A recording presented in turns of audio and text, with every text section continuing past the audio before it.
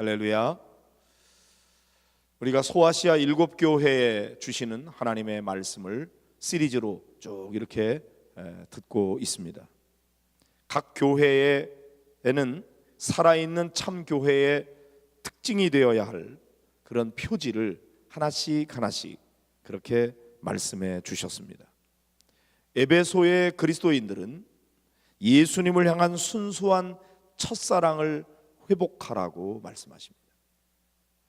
서문학교의 그리스도인들에게는 타협하지 않으면 반드시 고난이 온다 하는 것을 경고해 주셨습니다. 버가모 교회는 오류 앞에 진리를, 두아디라 교회는 죄악 가운데서 의를 수호해야 할 것을 말씀하십니다. 사대 교회는 외적인 허영이 아닌 내적인 실체가 필요하다고 말씀하시고, 빌라델피아 교회 앞에는 부활하신 주님께서 복음을 전할 기회의 문을 열어두셨는데 그 열린 문을 향해서 담대히 들어가라고 그렇게 말씀해 주셨습니다. 이제 마지막으로 라오디게아 교회인데, 이 편지에는 그 라오디게아 교회 성도들의 자만에 대한 무서운 책망과 함께 전심을 다하라고 하는 애틋한 호소가 어우러져 있습니다. 자, 이 라오디게아라고 하는 지역은 여러분이 지도에 보시면은 에베소, 서머나, 두아디라, 버가모 이렇게 차례대로 쭉 올라갔다가 그 다음에는 다시 사대, 빌라델피아, 라오디게아 이렇게 내려오고 있습니다. 그래서 이 빌라델피아에서부터 라오디게아까지는 약 65km 정도 동남쪽에 위치하고 있고, 라오디게아는 에베소에서 보면은 거의 정동쪽에 그렇게 위치를 하고 있습니다. 여기에 이제 강이 하나 흐르면서 그 강을 주변으로 해서 세 개의 유명한 도시가 있습니다. 강 북쪽에는 성경에 히에라볼리라고 하는 그런 이름으로 되어 있는데, 거기는 아주 온천으로 유명한 그런 도시입니다. 석회질의 온천수가 나오면서 그것이 침착이 돼서 멀리서 보면은 마치 목화꽃이 핀 것처럼 그렇게 절벽에 흐르고 있는 거대한 목화의 성처럼 보여지죠. 그래서 지금은 목화의 성이라고 하는 뜻으로 불려지고 있는 빠무칼레라고 하는 도시가 바로 성경에 나오는 히에라볼리입니다. 그 다음에 그 강을 중심으로 해서 남쪽에는 15km 간격으로 양쪽에 라오디게아와 골로세라고 하는 도시가 삼각형을 이루고 있습니다.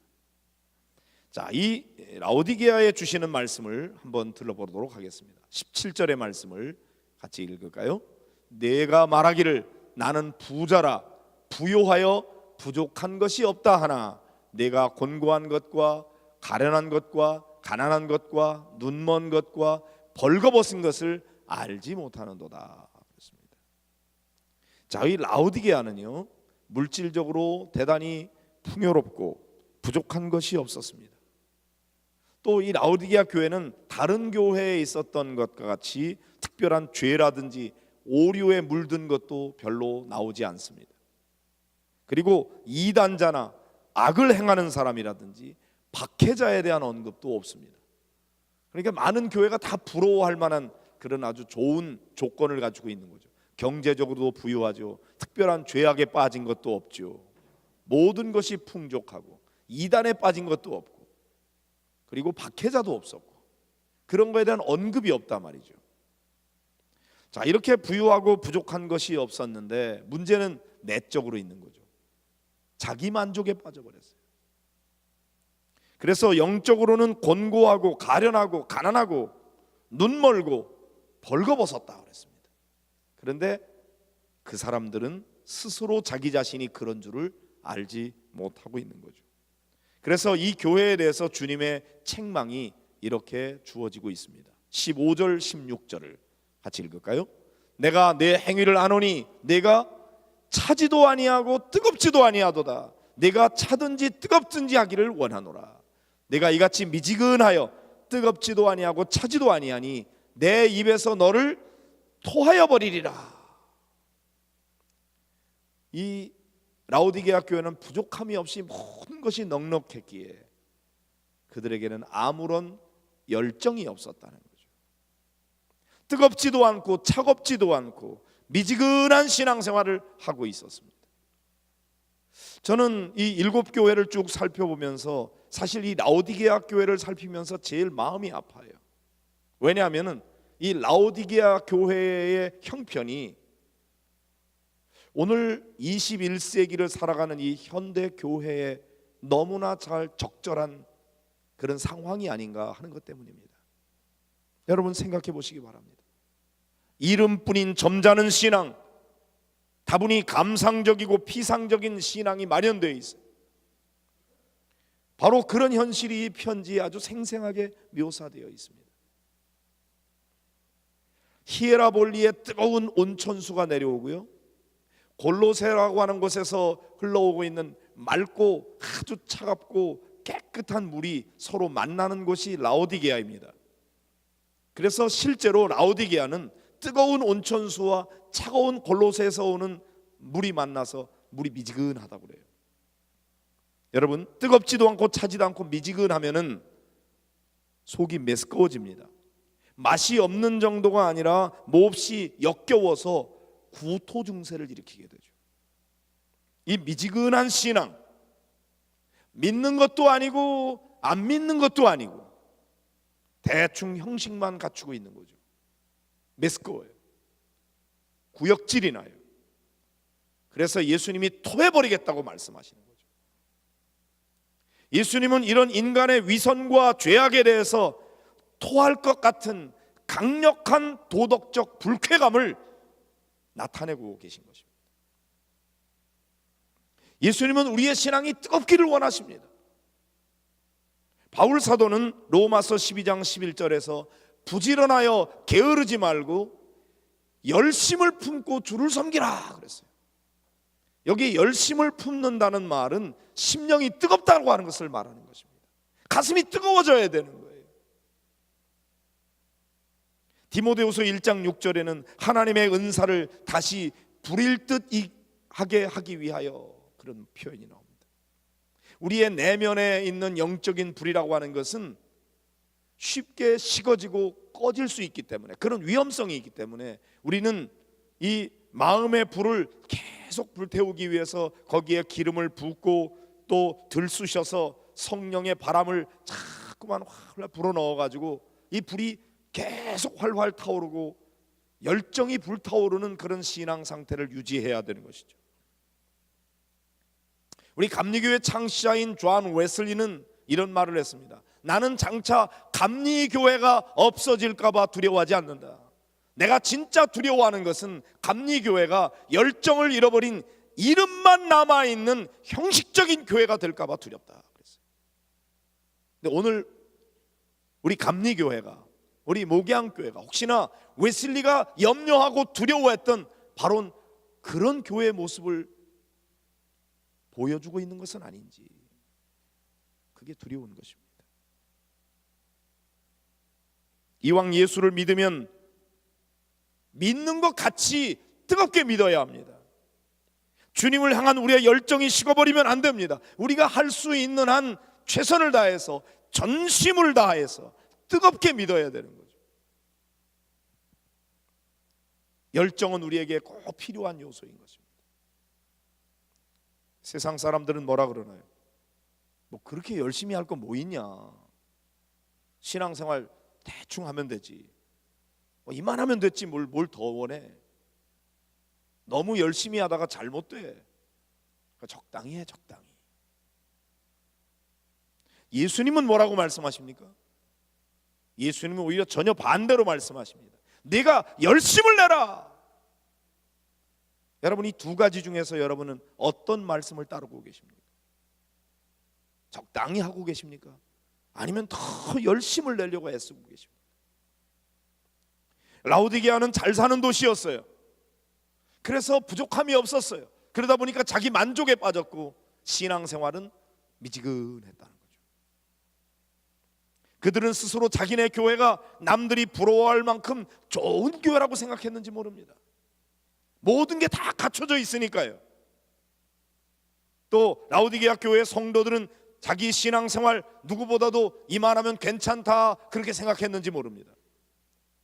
그러나 예수님께서 보실 때에 라오디게아 교인들은 눈멀고 벌거벗고 가난하다고 그렇게 진단하고 계신 겁니다. 그들은 돈이 많았을지 모르지만 주님께서 보실 때는 영적인 거지였어요. 의술학교에 눈병을 고치는 부르기야 가루약을 가지고 있었을지 모르지만 그런 안약을 가지고 있으면 뭐합니까? 그들은 지금 눈멀어 있는데요. 라오디게아는 피복 공장이 좋은 것이 많이 있었습니다. 좋은 옷이 많으면 뭐합니까? 그들은 실상 지금 헐벗고 있습니다. 주님 보실 때 예수님은 전심으로 헌신하지 않는 이름뿐인 그리스도인들을 도덕적, 영적으로 눈멀고 벗고 벌거벗은 자이고 그리고 거지라고 보고 있는 것입니다. 그들이 거지인 이유는 용서를 사거나 하나님 나라에 들어갈 수 있는 수단이 전혀 없기 때문입니다. 예수님이 그들을 가리켜서 벌거숭이라고 말씀하시는 이유는 하나님 앞에 서기에 합당한 거룩한 옷을 입지 않고 있기 때문입니다. 예수님께서 그들이 눈멀었다고 하시는 이유는 자신의 영적인 빈곤이나 위험을 전혀 알지 못하고 있기 때문입니다.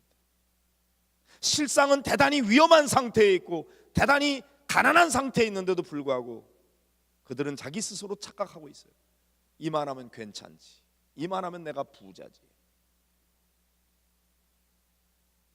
이렇게 라오디게아 교회 성도들에게 대해서 진단하시는 분은 어떤 분이십니까? 우리가 14절을 같이 보실까요? 14절 시작. 라오디게아 교회의 사자에게 편지하라.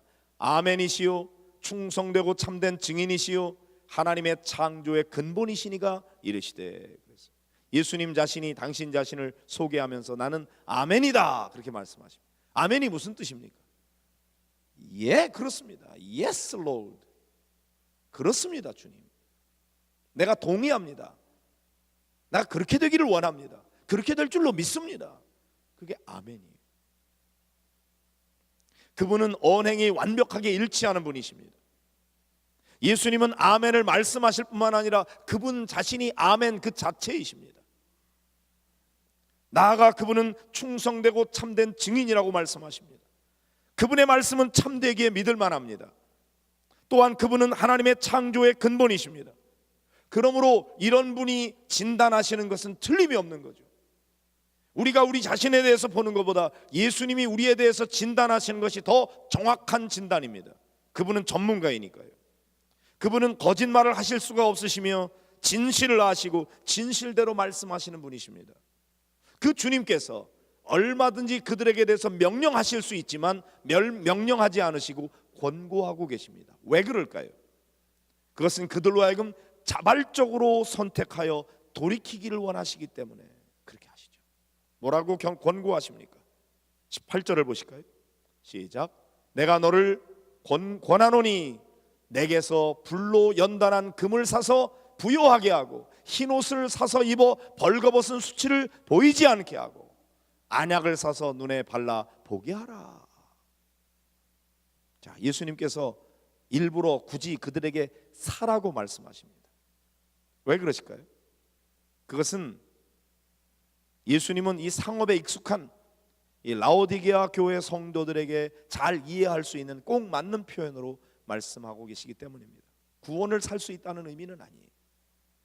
이전에 너희들이 거래하던 장사꾼들을 버리고 나하고 무역하자, 나하고 거래해보자, 그런 말씀이에요. 자, 너희들 내게서 불로 연단한 금을 사서 부요하게 하라. 흰옷을 사서 입어 부끄러운 수치를 보이지 않게 하라. 내게서 안약을 사라. 그래서 눈에 발라서 보게 하라. 이렇게 말씀하십니다. 그들은 영적으로 가난하지만 예수님께는 영적인 금이 있고요. 그들은 벌거벗었지만 예수님께는 옷이 있고, 그들은 눈이 멀었지만 예수님께 안약이 있어요.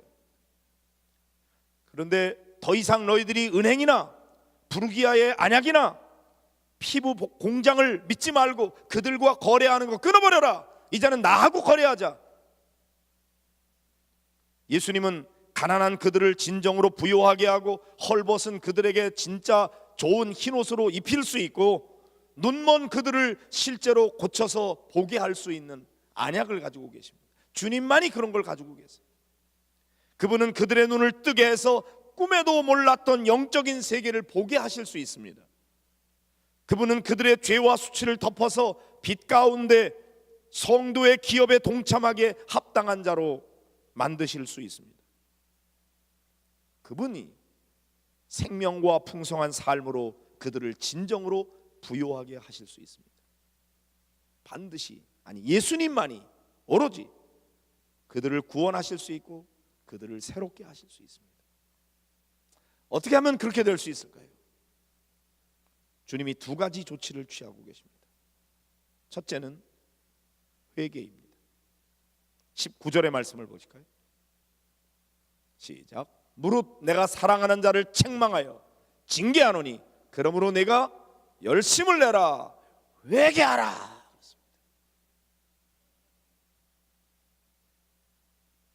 지금 이 백성들이 미지근해서 토에 내쳐버리기 직전이에요. 그런데 주님께서 내가 너희를 토해버리기 전에 당장에 회개하고 돌이켜라 이렇게 말씀하시는 거죠. 회개는 어떻게 할 수 있습니까? 먼저 내가 잘못되어 있다는 사실을 머리로 깨달아야 돼요. 그리고 가슴으로 뉘우쳐야 돼요. 내가 왜 그랬는가? 그리고 의지적으로 결단하고 거기에서 돌이켜야 됩니다. 회개라는 말은 메타노이아, 돌이키는 거예요. 잘못을 깨닫고 마음으로 뉘우치고 의지적으로 결단하고 거기서 돌아설 때 그것이 회개죠. 회개하는 것만이 진정으로 새롭게 될 수 있는 유일한 길입니다. 회개 없이 새로워질 수 있는 길이 없습니다. 그러므로 회개하라 이렇게 주님이 말씀하십니다. 사랑하는 성도 여러분, 이 라오디게아의 교회에 주신 이 경고의 말씀이 오늘 여러분에게 주시는 말씀이라고 생각이 되십니까? 뜨겁지도 않고 차지도 않고 미지근하다고 책망하는 이 말씀이 곧 내게 주시는 말씀이라고 믿어집니까? 그렇다면 회개하라 하는 거죠. 거기서 돌이켜라. 여러분, 회개는 한 번 하고 끝나는 게 아닙니다. 한 번 했다고 다 된 게 아니에요. 회개는 또 하고 또 하고 또 하고 새로워질 때까지 계속해서 반복해서 회개하고 그게 회개인 것입니다. 오늘 주님께서 이 라오디게아 교회 성도들에게 열심을 내라 회개하라 그렇게 말씀하십니다. 성경에는 수도 없이 주님께서 우리에게 반복해서 하시는 말씀, 회개하라고 말씀하십니다. 두 번째, 믿음입니다. 20절의 말씀을 보실까요? 시작. 볼지어다 내가 문 밖에 서서 두드리노니 누구든지 내 음성을 듣고 문을 열면 내가 그에게로 들어가 그와 더불어 먹고 그는 나와 더불어 먹으리라. 자, 예수님께서 미지근한 것 때문에 구역질이 나서 토해버리겠다고 엄포를 놓으시는 주님께서 지금 우리의 문 밖에서 두드리고 계십니다. 왜 부수고 들어오지 않나요? 주님은 우리의 인격을 존중하고 계시기 때문입니다. 우리가 문을 열 때까지 두드리고 계십니다. 그분은 우리 안에 들어오기를 원하십니다. 누구든지 마음의 문을 열고 예수 그리스도를 모셔드리면 우리의 거지 생활은 끝납니다. 이제는 거지가 아니라 왕자의 생활로 바뀌어지게 되는 거죠. 주님이 함께 잔치에 앉아서 교제하겠다고 말씀하십니다. 나와 함께 먹고 마시겠다고 하십니다. 여러분 생각해 보십시오. 그 위대하고 존귀하신 주님께서 이 누추하고 냄새나는 집에 오셔서 나와 함께 먹겠다고 하십니다. Amazing. 먹고 마신다고 하는 건 뭐예요? 영적인 잔치를 물리적으로 표현하는 방식입니다. 주님은 지금 우리를 그 놀라운 영적인 혼인잔치에 초대하고 계십니다. 그리고 단순히 먹기 위해서만 아닙니다. 주권을 행사하시기 위해서 오십니다. 그분은 우리에게 구원을 베풀러 오시지만 동시에 우리의 복종을 받으러 오십니다. 우리가 두 손 들고 하나님 앞에 온전히 무릎 꿇고 내가 이제까지 왕이 돼서 내 마음의 왕자에서 내가 명령하고 내가 지시하고 내 마음대로 살았던 거기에서 내려와서 주님이 그 자리에 앉으시고 주님이 명령하실 때 복종하는 자로 그렇게 살아가도록 우리의 복종을 받으러 오십니다. 우리 안에 들어와서 거주하실 뿐만 아니라 그분은 우리를 온전히 통치하고 다스리기를 원하십니다. 그분은 우리를 얻으셨고 이 집의 주인이 되십니다. 그래서 우리의 지붕에는 이 집의 주인 되신 주님의 깃발이 나부끼고 있는 것입니다. 이 집은 내 집이다. 주님께서 그렇게 말씀하십니다. 그리스도께 헌신한다는 것, 전심으로 충성한다는 것은 바로 그런 뜻입니다. 나는 모든 권한을 내려놓고 주님이 모든 주권을 가지신 분이라고 그분에게 주권을 내어드리고 그분의 말씀이면 무엇이든지 무조건 복종하는 것, 말씀에서 그분의 뜻을 찾아서 바로바로 순종하고 순종하는 것, 주님이 그걸 원하고 계신 것입니다. 21절을 보겠습니다. 시작. 이기는 그에게는 내가 내 보좌에 함께 앉게 하여 주기를 내가 이기고 아버지 보좌에 함께 앉은 것과 같이 하리라. 여러분, 주님께서는 우리를 주님의 보좌에 함께 앉게 하겠다고 말씀하십니다. 예수님께서 사단 마귀와 싸워서 이기고 그리고 하나님 아버지의 보좌에 함께 앉은 것과 같이 주님께서는 우리들도 이기는 자가 되면은 나의 보좌에 함께 앉게 하겠다, 그렇게 말씀하십니다. 보좌라는 게 뭡니까? 보좌는 승리와 권세의 상징입니다. 여러분, 주님의 보좌에 함께 앉는 것, 이것은, 이 약속은 모든 믿는 자가 충성하고 이길 때 그들에게 주어지는 약속입니다. 우리 그리스도인들에게 주어지는 최고의 영광, 그것은 그리스도의 보좌에 우리가 함께 앉는 것입니다. 그리고 우리가 함께 왕노릇하며 다스리는 것입니다.